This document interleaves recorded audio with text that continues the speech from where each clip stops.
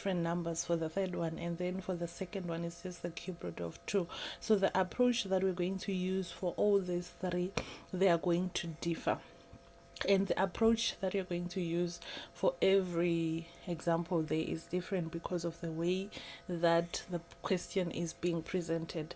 But yeah, this is basic knowledge, and I'm going to be there to help you out. I'm going to be there to show you the ropes on how you can do it quick and easy, without any hassle, without any stress. And if you haven't subscribed yet, please subscribe.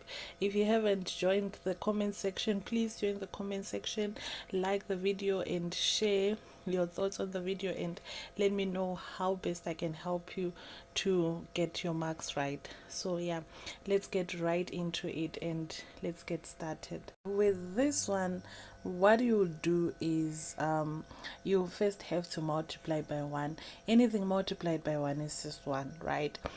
It's just that thing. Okay, so now we're going to multiply by 1, and then the other approach that you can use is to just say, okay, what you multiply with, that is on the denominator, is what you multiply with on the top and on the bottom. So right now we just have to multiply by square root of 3. After multiplying by square root of 3, the top and the bottom, you are going to get 6 root 3 over square root of 3 times square root of 3. So square root of 3 times square root of 3 is going to be 9, right? And then 6 times square root of 3 is going to be 6 root 3. Okay, yes.